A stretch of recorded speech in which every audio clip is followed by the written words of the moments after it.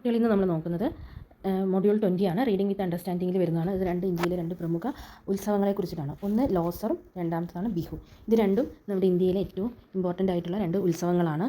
ഒന്ന് നടക്കുന്നത് ലഡാക്കിലെ ലോസർ ഉത്സവവും രണ്ടാമത്തേത് ആസാമിലെ ബിഹു ആഘോഷവുമാണ്. ഇത് രണ്ടും നമ്മുടെ ഈ ഇന്ത്യയിൽ വളരെയധികം സാംസ്കാരികമായും പാരമ്പര്യമായിട്ടും വളരെയധികം ഇമ്പോർട്ടൻ്റ് ആയിട്ടുള്ള രണ്ട് ഉത്സവങ്ങളാണ്. ഇത് നമുക്ക് നോക്കാം.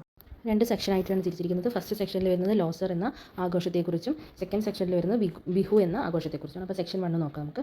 ഉയർന്ന ചുരങ്ങളുടെ നാട് എന്നറിയപ്പെടുന്ന ലഡാക്ക് മനമയക്കുന്ന സൗന്ദര്യത്തിൻ്റെയും ആകർഷകത്വത്തിൻ്റെയും നാടാണ്. ഇന്ത്യയിലെ ഏറ്റവും വടക്കേ അറ്റത്തായി സ്ഥിതി ചെയ്യുന്ന ലഡാക്ക് അവിടുത്തെ തനതായ പ്രകൃതി ദൃശ്യങ്ങളായാലും മനോഹരങ്ങളായ കാഴ്ചകളായാലും സമ്പന്നമാണ്. അതുകൊണ്ട് ഓരോ വർഷവും ആയിരക്കണക്കിന് വിനോദസഞ്ചാരികളാണ് അവിടെ എത്തുന്നത്. ലോസർ എന്നത് തിബറ്റൻ്റെ പുതുവർഷത്തെയും സർ എന്ന അർത്ഥത്തെയും സൂചിപ്പിക്കുന്നുണ്ട്. ഈ ഉത്സവത്തിന് ലഡാക്കിൽ വലിയ പ്രാധാന്യമുണ്ട്. വളരെ ആഘോഷപൂർവ്വം തിബറ്റിൻ്റെ പുതുവർഷം ആരംഭിക്കുന്നത് ലോസർ ഉത്സവത്തോടെയാണ്.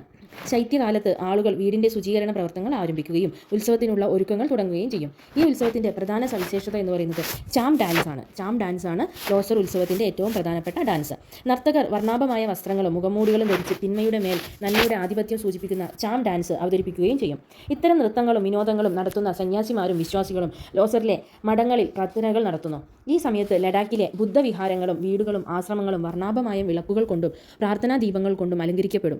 ഇത്തരം കാഴ്ചകൾ ലഡാക്കിൻ്റെ ഒരു മാന്ത്രിക ലോകം തന്നെയാക്കി മാറ്റി തീർക്കും. ഉത്സവം ആരംഭിക്കുന്നതിന് ഏതാനും ദിവസങ്ങൾക്ക് മുമ്പേ ഖേപ്പ എന്നൊരു മനോഹരമായ ചടങ്ങ് നടത്തുന്നുണ്ട്. എന്താണ് ചടങ്ങിൻ്റെ പേര്? ഖേപ്പ. ആളുകൾ മുൾച്ചെടികളിൽ നിന്ന് ചില്ലുകൾ ശേഖരിച്ച് വീടിൻ്റെ വാതിൽ പടിക്കു മുകളിൽ തിന്മയിൽ നിന്നും സംരക്ഷണം നേടുന്നതിനായി സ്ഥാപിക്കും. പുതുവർഷത്തെയും കാർഷിക വൃത്തിയെയും സ്വാഗതം ചെയ്യുന്നു. ഈ ചടങ്ങ് 15 ദിവസം വരെ നീളുന്നു. ഈ സമയത്ത് സമൂഹം ഒരുമിച്ച് വിവിധ ആചാരങ്ങളിലും ആഘോഷങ്ങളിലും പങ്കെടുക്കും. ആളുകൾ പ്രാർത്ഥനകളിലും പാരമ്പരാഗതമായിട്ടുള്ള നൃത്തങ്ങളിലും പാട്ടുകളിലും മുഴുകും. ഇബക്കസ് മാൻപേടയുടെ കൊമ്പുകൾ കൊണ്ട് വാതിൽ പടികൾ തൂണുകളും അലങ്കരിക്കും. ചില വ്യക്തികൾ തങ്ങളുടെ ആത്മീയ യാത്രയുടെ ഭാഗമായി വിശുദ്ധ സ്ഥലമായ മൗണ്ട് കൈലാസ് സന്ദർശിക്കും. ലാമ ലോസർ അഥവാ ഗുരുവിൻ്റെ ഉത്സവം ഘോഷയാത്രകളോടും വലിയ വിരുന്നുകളോടും കൂടിയാണ് ആഘോഷിക്കുന്നത്.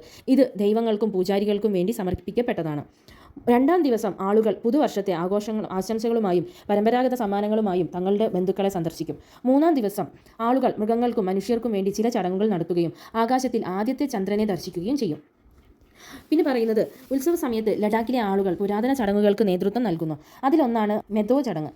ഇതിൽ നൂറുകണക്കിന് ആളുകൾ തീപന്തങ്ങളേന്തിയും മന്ത്രങ്ങൾ ഉരുവിട്ടും തെരുവുകളിൽ തിന്മകളുടെയും പ്രേതങ്ങളെയും അകറ്റുന്നതിനായും ആഘോഷം നടത്തും. ലോസർ ഉത്സവങ്ങളിൽ സന്ദർശകർക്ക് അതുല്യമായ ആചാരങ്ങളിലും പാട്ടുകളിലും നൃത്തങ്ങളിലും സാംസ്കാരിക പരിപാടികളിലും പങ്കെടുക്കുന്നതിനുള്ള അവസരം ലഭ്യമാകുന്നു. സമ്പന്നമായ സാംസ്കാരിക പൈതൃകത്തെക്കുറിച്ചുള്ള ആളുകളുടെ ധാരണകളെ ഇത് വളരെയധികം സമ്പന്നമാക്കുന്ന ഒന്ന് തന്നെയാണ്. ചുരുക്കത്തിൽ ലഡാക്കിലെ ലോസർ ഉത്സവം ഒരു മഹത്തായതും വർണ്ണാഭമായതും ആവേശകരമായ ആഘോഷവുമാണെന്ന് വിശേഷിപ്പിക്കാം. ഈ ഉത്സവം ലഡാക്കിൽ മാത്രമല്ല ഒതുങ്ങുന്നത്. സിക്കിം, അരുണാചൽ പ്രദേശ് എന്നിവിടങ്ങളിലും സന്തോഷത്തെയും പ്രാർത്ഥനയെയും ആഘോഷങ്ങളിലോട് കൂടിയും പുതുവർഷത്തെ വരവേൽക്കുന്ന ഒരു ഉത്സവമായിട്ട് ആഘോഷിക്കുന്നുണ്ട്. ഇതാണ് ഫസ്റ്റ് സെക്ഷനിൽ പറയുന്നത്. ഇനി നമ്മൾ സെക്കൻഡ് സെക്ഷനിലേക്ക് പോവുകയാണ്. സെക്കൻഡ് സെക്ഷനിൽ വരുന്നതാണ് ബിഹു എന്ന് പറയുന്ന ആഘോഷം. അപ്പോൾ അതിനെക്കുറിച്ച് നോക്കാം നമുക്ക്. ഇന്ത്യൻ ജീവിതത്തിൻ്റെ അവിഭാജ്യ ഘടകമാണ് ഉത്സവങ്ങളും ആഘോഷങ്ങളും. നമ്മുടെ ഇന്ത്യയിലുള്ള ഏത് സംസ്ഥാനങ്ങൾ എടുത്തു നോക്കിയാലും അവിടെ പലതരത്തിലുള്ള ആഘോഷങ്ങളും അല്ലെങ്കിൽ ഉത്സവങ്ങളും എല്ലാം നടക്കുന്നുണ്ട് അല്ലേ. ഈ ആഘോഷങ്ങളിൽ പലതും വിളവെടുപ്പിനായി ബന്ധപ്പെട്ടതാണ്. നമ്മുടെ ഇവിടെയും ഉണ്ടല്ലേ വിളവെടുപ്പിനായിട്ട് നടക്കുന്ന ആഘോഷങ്ങൾ. ഇത്തരം ഉത്സവങ്ങളിൽ മിക്കതിനെയും ഓരോ പ്രദേശത്തിൻ്റെയും വംശീയതയും സാംസ്കാരികവും മതപരവുമായ വ്യത്യാസങ്ങളുണ്ട്. അതേപോലെ ആസാമിലെ ഒരു ഉത്സവ ആഘോഷമാണ് ബിഹു എന്ന് പറയുന്നത്. ബിഹു ആഘോഷങ്ങൾക്ക് നൂറുകണക്കിന് വർഷങ്ങളായി നടത്തപ്പെടുന്നതാണ്. ആളുകൾ പ്രത്യേക യാഗങ്ങൾ അർപ്പിക്കാൻ ഒത്തുകൂടുന്ന സമയമാണിത്. ആദ്യത്തെ ബിഹു നൃത്തം 1694 നടന്നതായി പറയപ്പെടുന്നു. ബിഹു എന്ന വാക്കിന് വ്യത്യസ്തമായ അർത്ഥങ്ങളുണ്ട്. ആദ്യത്തേത് വിളവെടുപ്പ് കാലഘട്ടത്തിൽ ദൈവത്തിൽ നിന്ന് അനുഗ്രഹങ്ങളും സമൃദ്ധിയും നേടുക എന്നതാണ്. രണ്ടാമത്തെ അർത്ഥം ചോദിക്കുക, നൽകുക എന്നിവയാണ്. ബിഹു ആസാമീസ് ജീവിതത്തിൻ്റെ ജീവാത്മാവും കാർഷിക കലണ്ടറിലെ ഒരു പ്രധാനപ്പെട്ട ഘട്ടവുമാണ്. ലഡാക്കിലെ ലോസറിനു സമാനമായ ആസാമിലും 3 പ്രധാന ബിഹു ഉത്സവങ്ങളുണ്ട്. അവയ്ക്ക് അവരുടേതായ പ്രാധാന്യവും പ്രത്യേകതകളും ഉണ്ട്. അപ്പോൾ ഓരോന്നും എന്താ നോക്കാം നമുക്ക്. ബൊഹാഗ് ബിഹു ആസാമിലെ ഏറ്റവും പ്രധാനപ്പെട്ട ബിഹു ആഘോഷമാണ്. ഇത് ആസാമീസ് പുതുവർഷത്തെയും വസന്തത്തിൻ്റെയും ആരംഭത്തെയും കുറിക്കുന്നു. വളരെ പ്രധാനപ്പെട്ട ആഘോഷമാണിത്. ഇത് ഏപ്രിൽ പകുതിയോടെയാണ് നടത്തപ്പെടുന്നത്. ധാരാളം വിളവെടുപ്പുള്ള സമയമാണിത്. ഇതൊരു ഉത്സവമായിട്ടാണ് അവർ ആഘോഷിക്കുന്നത്. വിനോദത്തിനും സംഗീതത്തിനും നൃത്തത്തിനും ഇത് വളരെ പ്രാധാന്യം നൽകുന്നു. ആളുകൾ അവരുടെ കന്നുകാലികളെ കുളങ്ങളിലോ നദികളിലോ കുളിപ്പിക്കാൻ കൊണ്ടുപോകുന്നു. ഇത് ഒരു വിശുദ്ധ പ്രക്രിയ ആയിട്ടാണ് കണക്കാക്കപ്പെടുന്നത്. പിന്നീട് അവർ കന്നുകാലികളുടെ ശരീരത്തിൽ മഞ്ഞളും പയർവർഗ്ഗങ്ങളും ചേർത്ത് അരച്ച് കുഴമ്പ് പുരട്ടുന്നു. ഇത് മൃഗങ്ങളുടെ ശരീരത്തെ സംരക്ഷിക്കുവാൻ സഹായിക്കുന്നു. കതി ബിഹു ആദ്യം പറഞ്ഞത് ബൊഹാഗ് ബിഹു ആണ്. അടുത്തത് വരുന്നതാണ് കതി ബിഹു. ഇത് ഒക്ടോബർ പകുതിയോടെയാണ് നടത്തുന്നത്. ഈ സമയത്ത് കർഷകർ കൃഷിയിടങ്ങളിൽ വിതയ്ക്കലിനും ഞാറ് നടുന്നതിനും തയ്യാറെടുക്കും. കർഷകർക്ക് വിളവ് കുറവായ സമയമാണിത്. വിളകൾ നന്നായി വളരുമെന്നും നല്ല വിളവെടുപ്പ് ഉണ്ടാകുമെന്നും ഇവർ പ്രതീക്ഷിക്കുന്നു. മറ്റ് ബിഹു ആഘോഷങ്ങളിൽ നിന്നും വ്യത്യസ്തമായി കതി ബിഹുവിനെ കൊങ്കോലി ബിഹു എന്നും വിളിക്കുന്നുണ്ട്. കതി ബിഹുവിനെ കൊങ്കോലി ബിഹു എന്നും വിളിക്കുന്നുണ്ട്. സന്ധ്യയ്ക്ക് തുളസി ചെടിയുടെ ചുവട്ടിൽ ഒരു മൺവിളക്ക് തെളിയും. വയലുകളിലും പാടങ്ങളിലും വിളക്ക് തെളിയിക്കും. നല്ല വിളവെടുപ്പിന് വേണ്ടി ദൈവങ്ങൾക്ക് പ്രാർത്ഥനകൾ സമർപ്പിക്കും. മാഘ് ബിഹു വിളവെടുപ്പ് ഘട്ടത്തിൻ്റെ അവസാനത്തെ സൂചിപ്പിക്കുന്നു. മാഘ് ബിഹു അതാണ് വിളവെടുപ്പ് കാലഘട്ടത്തിൻ്റെ അവസാന ഭാഗത്തെ സൂചിപ്പിക്കുന്നത്. ഇത് അടിസ്ഥാനപരമായി പരമ്പരാഗതമായ ഭക്ഷണത്തിൻ്റെ ഉത്സവമാണ്. കുടുംബാംഗങ്ങളും സുഹൃത്തുക്കളും ഒത്തുകൂടി തീജ്വാലകൾക്ക് ചുറ്റുമിരുന്ന് വിഭവങ്ങൾ ഉണ്ടാക്കും. എള്ള്, വിത്തുകൾ, ചെറുപയർ, കപ്പലണ്ടി, മധുരക്കിഴങ്ങ് എന്നിവ ഇതിൽ ഉൾപ്പെടും. യുവാക്കൾ ഒരു ക്ഷേത്ര സമാനമായ ഘടന ഉണ്ടാക്കുന്നു. ബെലാഘർ എന്ന് അതിനെ വിളിക്കുകയും ചെയ്യും. രാത്രി മുഴുവൻ അവർക്ക് തണുപ്പ് തട്ടാതിരിക്കാനാണ് ഇങ്ങനെ ചെയ്യുന്നത്. പാൽ, അരി, ക്രീം, തൈര്, പഞ്ചസാര തുടങ്ങിയ എല്ലാം ചേർത്ത ഭക്ഷണം പ്രഭാതത്തിൽ വിളമ്പും. ഈ ഉത്സവത്തിൻ്റെ ഏറ്റവും വലിയ സവിശേഷത അവരുടെ ഡാൻസാണ്. പരമ്പരാഗതമായ താളവാദ്യങ്ങളും താൾ, പെപ്പ, ടോക്ക, ഭാഗ്നി, സുലുനി, ഗോഗോന തുടങ്ങിയവയുടെ താളത്തിനൊത്ത് അവർ ഡാൻസ് അവതരിപ്പിക്കും. മറ്റൊരു സവിശേഷമായത് കാളപ്പോരും പക്ഷിപ്പോരുമാണ്. ഈ മൃഗപ്പോരുകൾക്ക് കർശനമായ നിയന്ത്രണങ്ങളുമുണ്ട്.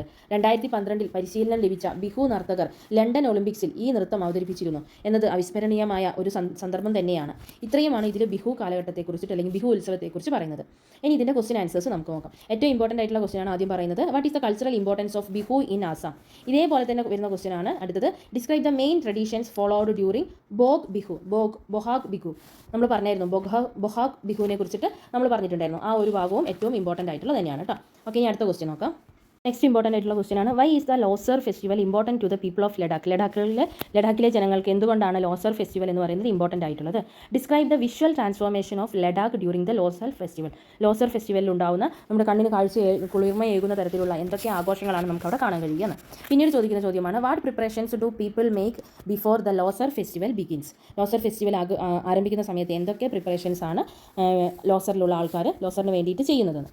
Next question. What spiritual practices are observed during Losar ആഘോഷത്തിൻ്റെ സമയത്ത് എന്തെല്ലാം സ്പിരിച്വൽ പ്രാക്ടീസസ് ആണ് അവിടെ നടക്കുന്നത്? നിങ്ങൾ നിരീക്ഷിച്ചിട്ട് എന്താണ് മനസ്സിലായതെന്നാണ് ചോദിച്ചിരിക്കുന്നത്. ഓക്കെ, അപ്പോൾ നെക്സ്റ്റ് വരുന്ന ഒരു ഇമ്പോർട്ടൻ്റ് ആയിട്ടുള്ള ക്വസ്റ്റ്യൻ കൂടിയുണ്ട്. What is the significance of the Cham dance? ഇനി വരുന്നത് നമ്മുടെ പാരഗ്രാഫ് ക്വസ്റ്റ്യൻസ് ആണ് കേട്ടോ. പാരഗ്രാഫ് ക്വസ്റ്റ്യൻസിലും ഇമ്പോർട്ടൻ്റ് ആയിട്ടുള്ളതുണ്ട്, അതും ഒന്ന് നോക്കണം. ഓക്കെ, അതിൽ നമ്മൾ ഈ പറഞ്ഞ ക്വസ്റ്റ്യൻസ് തന്നെ വരികയും ചെയ്യും. അതുകൂടാതെ നോക്കേണ്ടതാണ് കട്ടി ബിഹു. നമ്മൾ ലാസ്റ്റ് പറഞ്ഞിട്ടില്ലേ ബിഹുവിൻ്റെ 3 ഘട്ടങ്ങളായിട്ട് തിരിച്ചിട്ടില്ല. ആ 3 ഘട്ടങ്ങളിലെയും ചിലപ്പം ഇമ്പോർട്ടൻ്റ് ആയിട്ടുള്ളതാണ്. ചിലപ്പോൾ അത് പാരഗ്രാഫായിട്ട് ചോദിക്കാം. ഓക്കെ, പിന്നീട് വരുന്നതാണ് ഏറ്റവും ലാസ്റ്റ് നമ്മൾ പറഞ്ഞിരിക്കുന്നത്. അതായത് ആനിമൽ റിലേറ്റഡ് ആയിട്ടുള്ള ട്രഡീഷനെ കുറിച്ച് പറഞ്ഞിട്ടില്ലേ, അത് ഏത് പാർട്ടിയിലെ വരുന്നതെന്നും അതെന്താണ് അത്ര ഇമ്പോർട്ടൻ്റ് ആയിട്ടുള്ളത് എന്ന് ചോദിക്കും. അത് വേണമെങ്കിൽ അങ്ങനത്തെ ഒരു ക്വസ്റ്റ്യൻ ഉണ്ട് 224 7ാമത്തെ question. What types of animal related traditions are part of Bihu എന്നത്? ഓക്കെ, ഇനി നമുക്ക് അടുത്ത ചാപ്റ്റർ നോക്കാം.